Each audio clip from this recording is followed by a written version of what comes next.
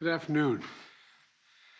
This week, millions of Americans, including some of the people in this room, are likely to be hitting the road, reuniting with their loved ones in cities and towns all across America to celebrate Thanksgiving. As they do, I want to take a moment to talk about the economy, both the progress we made and the challenges we have to face. We made historic progress over the last 10 months. Unemployment is down to 4.6%, 2 years faster than everyone expected. When we started this job, it was over 14%. Wages are rising. Disposable income is up. More people are starting small businesses than ever before. And our economy has created a record 5.6 million jobs since I became president on January 20th. There's a lot we can be proud of and a lot we can build on for the future. But we still face challenges in our economy. Disruptions related to the pandemic have caused challenges in our supply chain, which have sparked concern about shortages and contributed to higher prices. Moms and dads are worried, asking, will there be enough food we can afford to buy for the holidays? Will we be able to get Christmas presents to the kids on time? And if so, will they cost me an arm and a leg? I told you before that we're going to take action on these problems. That's exactly what we're doing.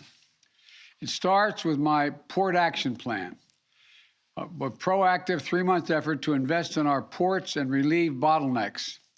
40% of the goods, for example, that come into this country on the West Coast come through 2 ports, Los Angeles and Long Beach. To help ease the congestion at these ports, I brought together labor and management and asked them to step up and cooperate. To move from operating the ports at 40 hours a week at those ports to 24 hours a day, 7 days a week. And I provided the resources to other key ports, including Savannah, Georgia, and on the East Coast, and to help reduce congestion and undo damage caused by COVID. We also met with the CEOs of Walmart, Target, Home Depot, TJ Maxx, and others. Those retailers, large retailers, and others agreed to move products more quickly, stock their shelves more quickly. And by the way, you may have heard the CEO of Walmart yesterday on the steps we've taken. He said, and I quote, "The combination of private enterprise and government working together has been really successful." He went on to say, all the way through the supply chain, there's a lot of innovation. Because of the actions we've taken, things have begun to change. End of quote. In the past 3 weeks, the number of containers sitting on docks blocking movement are down by 33%.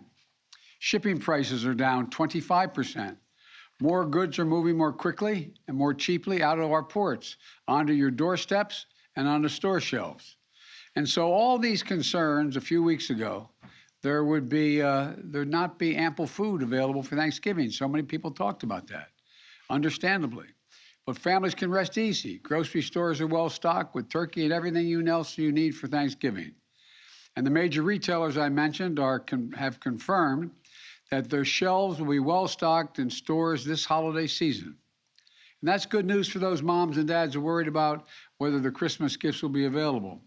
It goes for everything from bicycles to ice skates. You know, today, though, I want to address another challenge that families are facing, and the one I think they're most focused on right now: high gas prices. This is a problem, not just here in the United States, but around the world. The price of gasoline has reached record levels recently in Europe and in Asia. In France, at the end of last month, it reached about $7 per gallon. In Japan, it's about $5.50 per gallon, the highest it's been in years. Of course, it's always painful when gas prices spike. Today, the price of gas in America, on average, is $3.40 a gallon. In California, it's much higher. The impact is real. But the fact is, we faced even worse spikes before. Just in the last decade, we saw it in 2012 when the price of gasoline hit $3.90. We saw it in 2014 when it hit $3.69. And as recently as 2019, we saw it surpass $3 in many places. The fact is, we always get through those spikes, but we're going to get through this one as well, and hopefully faster. But it doesn't mean we should just stand by idly and wait for prices to drop on their own. Instead, we're taking action. The big part of the reason Americans are facing high gas prices is because oil-producing countries and large companies have not ramped up the supply of oil quickly enough to meet the demand. And the smaller supply means higher prices globally for oil. To address these issues, I got on the phone with leaders from other countries grappling with this challenge to try to find ways to lower oil prices and ultimately to the price you pay at the pump. So today I'm announcing that the largest ever release from the U.S. Strategic Petroleum Reserve to help provide the supply we need as we recover from this pandemic. In addition, I brought together other nations to contribute to the solution. India, Japan, the Republic of Korea, and the United Kingdom have agreed to release additional oil from their reserves, and China may do more as well.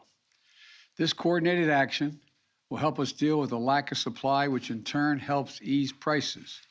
The bottom line, today we're launching a major effort to moderate the price of oil, an effort that will span the globe in its reach and ultimately reach your corner gas station, God willing. I've worked hard these past few weeks on calls and meetings with foreign leaders, policymakers, to put together the building blocks for today's global announcement. And while our combined actions will not solve the problem of high gas prices overnight, it will make a difference. It will take time, but before long, you should see the price of gas drop where you fill up your tank. And in the longer term, we will reduce our reliance on oil as we shift to clean energy. But right now, I will do what needs to be done to reduce the price you pay at the pump. From the middle class and working families that are spending much too much, and it's a strain, and you're the reason I was sent here to look out for you. There's another issue that I will be addressing as well, because the fact is the price of oil was already dropping prior to this announcement, and many suggest in anticipation of the announcement. The price of gasoline in the wholesale market has fallen by about 10% over the last few weeks, but the price of the pump hasn't budged a penny. In other words, gas supply companies are paying less and making a lot more. And they do not seem to be passing that on to the consumers at the pump. In fact, if the gap between wholesale and retail gas prices was in line with past averages, Americans would be paying at least 25 cents less per gallon right now, as I speak. Instead, companies are pocketing the difference as profit. That's unacceptable. And that's why I've asked the Federal Trade Commission to consider whether potentially illegal and anti-competitive behavior in the oil and gas industry is causing higher prices for consumers, so we can assure the American people are paying a fair price for their gasoline. I also want to briefly address one myth about inflated gas prices. They're not due to environmental measures. My effort to combat climate change is not raising the price of gas or increasing its availability.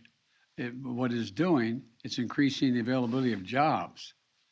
Jobs building electric cars like the one I drove at the GM factory in Detroit last week. For the hundreds of thousands of folks who brought one of those electric cars, they're going to save $800 to $1,000 in fuel costs this year. And we're going to put those savings within reach of more Americans and create jobs installing solar panels, batteries, electric heat pumps, jobs making those clean power generating devices. And by the way, deploying these technologies for each home where they're installed is going to save folks an additional hundreds of dollars in energy costs every year. Let's do that. Let's beat climate change with more extensive innovation and opportunities.